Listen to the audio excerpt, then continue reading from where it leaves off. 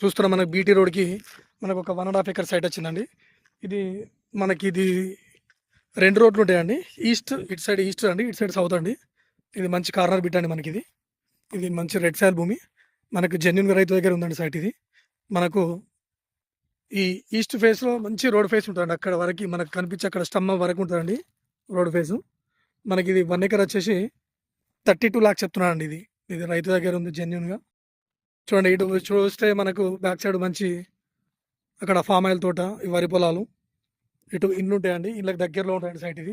ఎవరైనా farm house కట్టుకోవాలనుకుంటే చాలా బాగుంటుందండి. విలేజ్కి దగ్గరలో మంచి రెడ్ సాయిల్ అండి ఇది.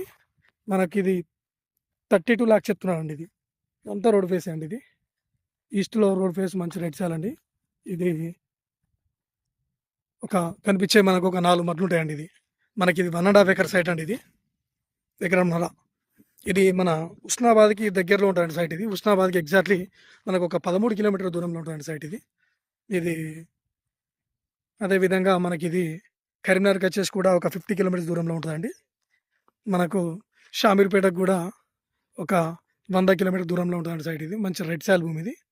ఇది ఇందులో మనం బోర్ వేసుకున్నా పడతాయండి.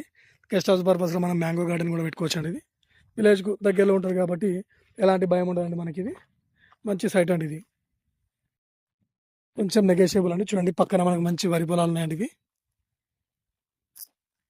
మనకు సిద్దిపేటకు కూడా అదేవిధంగా మనకు ఒక 35 కిలోమీటర్స్ దూరంలో ఉంటుందండి సైట్ ఇది.